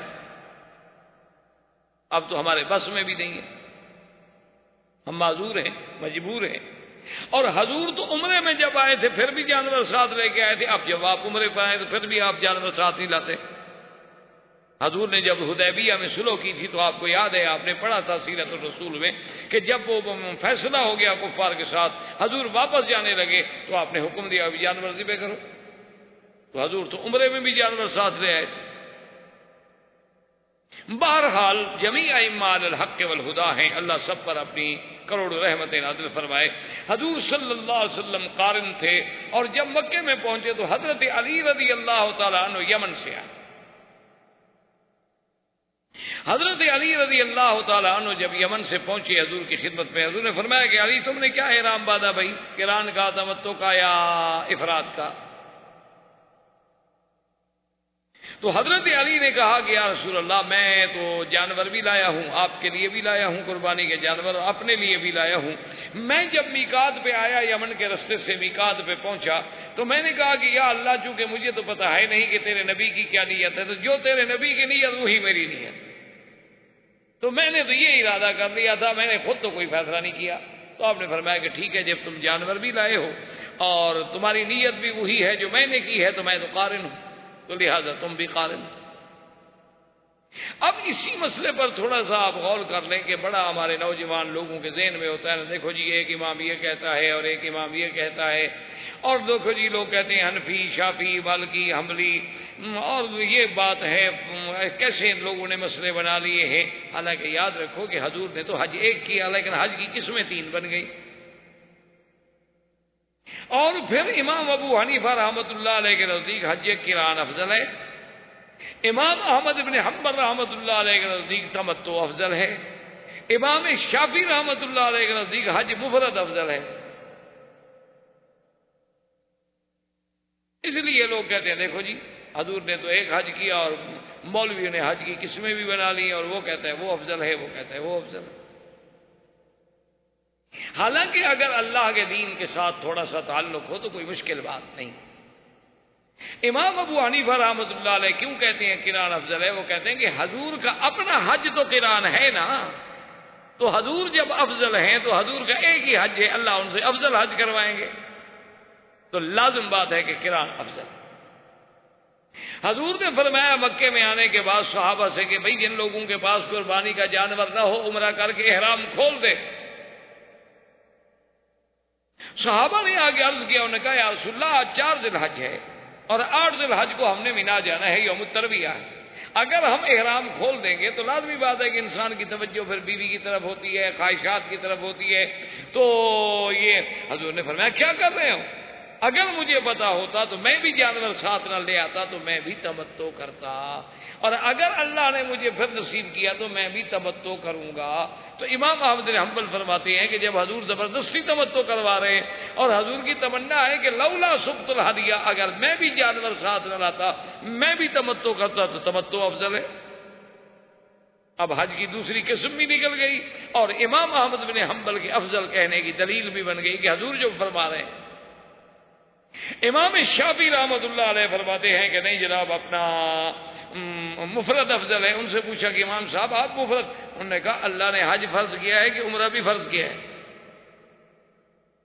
انہوں نے کہا فرض کیا ہے کہ للہ علی الناس حج البیت من استطاع الیہ سبیلا، اللہ نے حج فرض کیا ہے، باقی عمرہ تو اس کے ساتھ لوازمات ہیں کہ موقع مل جائے تمتع کر لو، موقع مل جائے قران کر لو، موقع مل جائے صرف حج کر لو، لیکن اصل فرضیت تو حج کی ہے، لہذا افضل حج مفرد ہے۔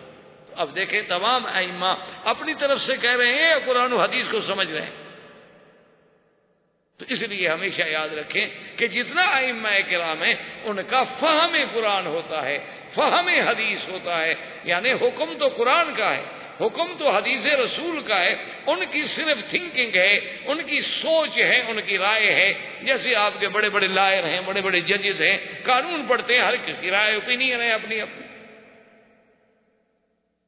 تو اس میں کوئی جھگڑا نہیں ہوتا، کوئی خلاف نہیں ہوتا، کوئی اختلاف نہیں ہوتا، صرف تم کو دین میں اختلاف نظر آتا ہے، کیونکہ ادھر آنے کو جی نہیں چاہتا نا، تو اب جان کیسے چھڑائیں؟ وہ دیکھو جی ایک مولوی یہ کہتا ہے اور ایک مولوی وہ کہتا ہے۔ میں تو ہمیشہ لوگوں سے کہتا ہوں کہ چلو آپ ایسا کریں، جن باتوں پر مولوی متفق ہیں وہ تم مان لو، جھگڑے والی چھوڑ دو۔ جن باتوں پر مولوی تمہیں لڑاتا ہے نا، کچھ مولوی کچھ کہتا ہے، نماز کے لیے تو جھگڑا کوئی نہیں، تمام مولوی کہتے ہیں نماز پڑھو، یا کوئی ایسا مولوی بھی ہے جو کہے نہ پڑھو؟ تو چلو بھئی یہ تو شروع کر دو نا، کم از کم اس پہ تو سارے مولوی متفق ہیں نا۔ رمضان کے روزے کے بارے میں کتنے مولوی ہیں جو تمہیں کہتے ہیں کہ نہ رکھو، یا 30 یا 29 نہ رکھو بلکہ اس دفعہ 10 رکھ لو؟ کوئی ایک مولوی دکھاؤ جس نے اختلاف کیا ہو۔ اچھا اگر تم صاحب دولت ہو تو حج کے بارے میں ایک مولوی دکھاؤ جو کہے جی حج نہ کرو۔ اچھا ایک مولوی مجھے دکھاؤ چاہے وہ خود داڑھی منڈاتا ہو لیکن کسی کو کہے کہ داڑھی منڈاؤ۔ ایک مولوی پیدا کر دو کسی پارٹی کا، بریلوی ہو دیوبندی ہو، بس ٹھیک ہے میں تمہارے ساتھ ہوں، میں اس کی بات میں مان لوں گا، میں نرم آدمی ہوں، میں جھگڑا نہیں کروں گا۔ تو جن مسئلوں پر مولویوں میں اختلاف نہیں ہے، سارے مولوی ایک ہی بات کہہ رہے ہیں، اس پر تو تم چلنا شروع کر دو، اور جن پر اختلاف ہے ان کو رہنے دو، وہ بعد میں حل کر لیں گے۔ جیسے وہ شیعہ کہتے ہیں نا جی کہ ہمارا قرآن جو ہے غار میں ہے اور 70 گز لمبا ہے، ان کا اللہ کے بندے ہم سے یہ آدھے گز والا نہیں پڑھا جاتا، تم 70 گز والا چھپا کے بیٹھے ہوئے ہو، وہ اگر آ گیا تو پتہ نہیں اس پہ کون عمل کرے گا۔ تو ہم نے کہا شیعہ سے بھی آپ کا ہمارا جھگڑا ختم، ہم آپ کو اسٹامپ پہ کورٹ میں جا کے لکھ دیتے ہیں کہ جب تمہارا قرآن آئے گا ہم اس پر عمل کریں گے، اور جب تک وہ نہیں آتا تم ہمارے قرآن پر عمل کر لو۔ تو وہ اس پر بھی نہیں آتے، اب اس کا کیا کیا جائے؟ کیونکہ وہ قرآن ہو تو آئے نا، وہ تو ہے نہیں، اس نے تو آنا نہیں، کیسے لکھ دیں؟ آدمی تو سمجھدار ہے نا۔ تو بہرحال میرے کہنے کا مقصد یہ ہے کہ یہ کوئی بات بھی امام یا علماء خود نہیں بناتے، الا وہ جو بالکل پٹڑی سے ہٹے ہوئے ہیں، وہ پھر علماء بھی نہیں، وہ تو باطل ہیں، اہل باطل ہیں، فرق ضالہ ہیں، ان کو تو عالم کہنے کا حق ہی نہیں۔ عالم تو وہ ہوگا جو نبی کا وارث ہوگا، العلماء ورثۃ الانبیاء۔ جو انگریز کا وارث ہو وہ کیسے عالم ہو سکتا ہے بھائی؟ وہ تو ظالم ہو سکتا ہے۔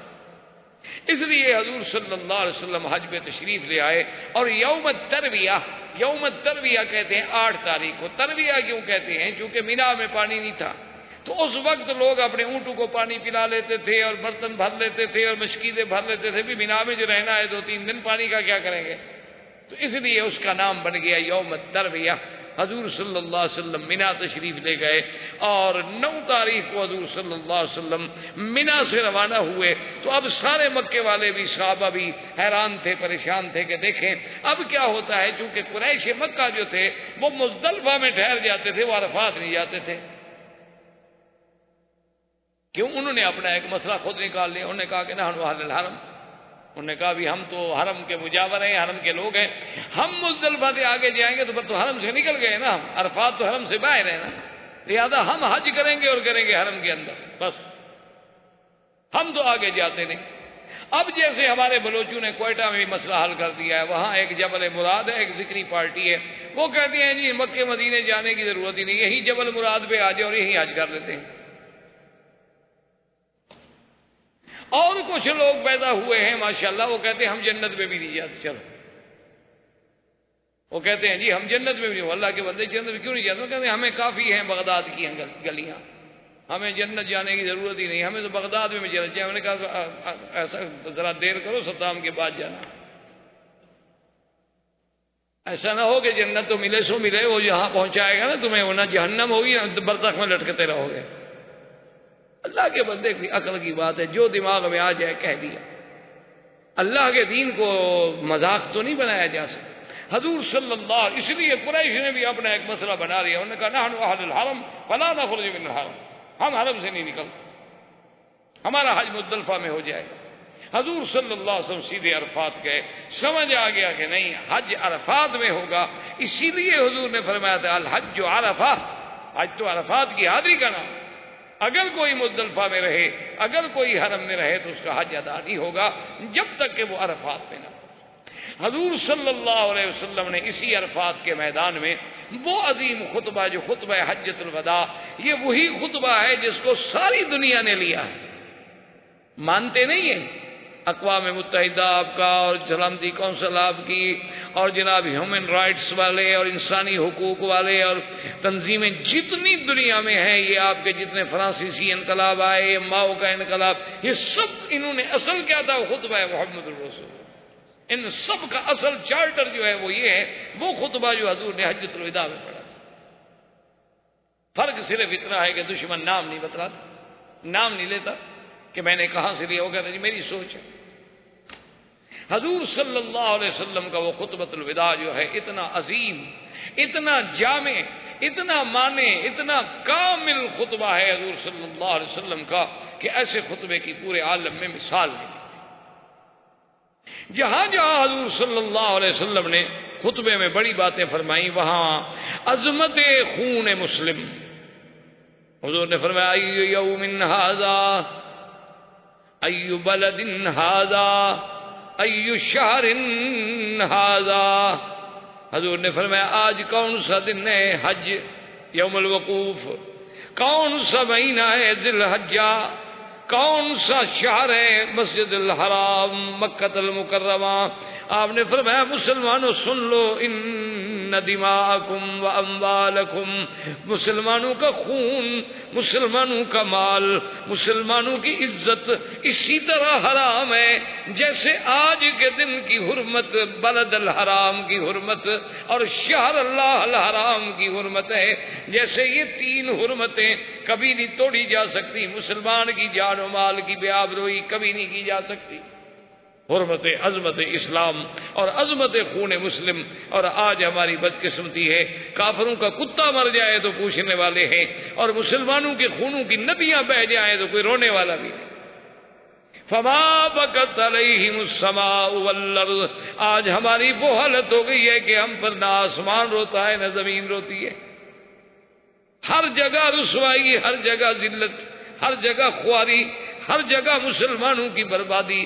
کہیں عورتوں کے جلوس ہیں، کہیں مسلمانوں کو قتل کیا جاتا ہے، کہیں مسلمانوں کی عورتوں کے ساتھ اجتماعی آبروریزی کی جاتی ہے. لیکن کافروں کا اگر کوئی جہاز بھی گر جائے، الزام بھی لگ جائے تو ملکوں پہ پابندیاں لگ جاتی ہیں. مسلمانوں کے لیے رونے والا بھی کوئی نہیں.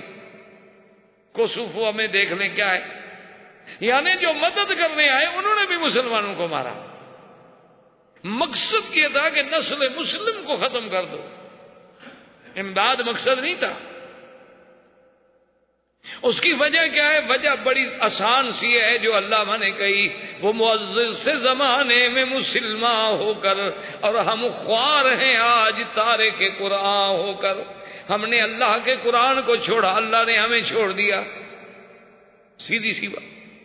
نام کے مسلمان ہیں، پٹواری نے لکھا ہے مسلم، کھاتا مسلم، پاسپورٹ میں لکھا ہوا یہ کون ہے جی مسلم، باقی اس کو پتہ چلتا کوئی نہیں کہ اسلام کیا ہے، صرف نام ہے. کوئی بڑے سے بڑا مسلمان ہے، نماز پڑھ لیتا ہے ماشاءاللہ، سمجھتا ہے کہ میں تو بالکل اب ولی اللہ ہو گیا نا، مکہ شریف میں آ گیا ہوں، نماز بھی پڑھتا ہوں.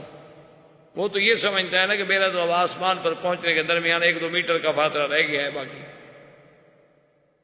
وہ یہ نہیں سمجھتا خدا کے بندے مکے میں رہنا کوئی بڑی بات نہیں. ابو جہل تو ساری پیدا ہی مکے میں ہوا، رہا بھی مکے میں. اسی لیے بزرگوں نے لکھا ہے کہ خرے عیسیٰ اگر موقع رود ہنوز خر باشد. عیسیٰ علیہ السلام کے گدھے کو چلے جاؤ مکہ شریف میں 200 سال باندھ کے کھڑا کر دو تو گدھا گدھا ہی رہے گا، بندہ تھوڑا بن جائے گا. اصل بات جو ہے کہ دیکھیں حضور کتنی عزت کے فرمایا، جیسے بلد الحرام، شہر اللہ الحرام، مسجد الحرام، یوم الحرام، اس کی حرمت ہے. اسی طرح ان دماءکم و اموالکم حرام. اور اس کے بعد حضور پاک صلی اللہ علیہ وسلم نے فرمایا لا فضل لعربی علی عجمی. خبردار کسی عربی کو اجمی پہ فضیلت نہیں، ولا لاحمر علی اسود، کسی گورے کو کالے پہ فضیلت نہیں. یہ سارے جو عنصریت کی جنگیں ہیں، قومیت کی جنگیں ہیں کہ نحن الفرائنہ ونحن فلا ونحن فلا، اسلام نے تو ختم کی.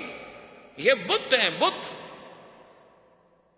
سب سے بڑے بت ہیں. یہ قومیت، لسانیت، وطنیت، صوبائیت، ان سب کو جب تک نہیں توڑو گے اسلام نہیں آئے گا۔ حضور صلی اللہ علیہ وسلم نے اعلان کر دیا کہ خبردار کسی گورے کو کالے پہ، عربی کو اجمی، الا بالتقوی، اصل فضیلت تقوی کے ساتھ ہے۔ جو جتنا بڑا متقی ہوگا اتنا اللہ کے ہاں اس کی شان ہوگی۔ اور حضور نے فرمایا کہ یا ایھا الناس، لوگوں سن لو، آج کے بعد ربا حرام، سود حرام۔ اور فرمایا اول ربا العباس موضوع تحت قدمی ھذا، فرمایا یاد رکھو کہ آج میں سود کو اپنے پاؤں کے نیچے کچل رہا ہوں، اور سب سے پہلے میرے چاچا عباس کا جو سود ہے، میں اعلان کرتا ہوں کہ کوئی بندہ سود نہ دے، اصل قرض واپس کرے۔ اپنے چاچا کا سود سب سے پہلے ختم کیا۔ اور حضور نے فرمایا کہ یاد رکھو جو جاہلیت میں دشمنی تھی کہ ایک بندہ مارا ہم 2 ماریں گے، وہ 2 ماریں گے ہم 4 ماریں گے، آپ نے فرمایا ختم، آج کے بعد کوئی جاہلیت کے خون کا بدلہ نہیں ہوگا۔ وَأَوَّلُ مَا أَذَوْا عامر بن ربیعہ بن عبد المطلب، عامر جو عبد المطلب کی اولاد میں ہیں، ان کے خون کا بدلہ میں معاف کرتا ہوں، کوئی بدلہ نہیں لیا جائے گا، بس ختم، جاہلیت کی جنگیں ختم۔ اور حضور نے فرمایا یاد رکھو کہ قتل عمد اگر کوئی کرے گا تو قصاص، اور شبہ عمد کرے گا یا خطا کرے گا تو دیت۔ شبہ عمد کا کیا معنی ہوتا ہے کہ ایک آدمی لکڑی ماری، بندہ مر گیا، اور ماری تو ہے نا اس نے، ویسے لکڑی کے ساتھ عام طور پہ بندے مرتے نہیں ہیں، تو اس کو کہا جاتا ہے شبہ عمد۔ اس کی دیت کتنی ہوگی؟ فرمایا 100 اونٹ، اس کی دیت جو ہے ادا کی جائے گی۔ تو یہ وہ حجۃ الوداع ہے جس میں میرے محبوب نے سارا اسلام کا چارٹر قیامت کے لیے جاری کیا، اور جس میں اللہ نے قرآن اتارا کہ الیوم اکملت لکم دینکم واتممت علیکم نعمتی ورضیت لکم الاسلام دینا۔ والسلام، زندگی باقی تو بات باقی انشاءاللہ، وما علینا الا البلاغ۔ احباب کرام، اس کے بعد اب آپ اس مبارک سلسلے کی CD نمبر 30 سماعت فرمائیں۔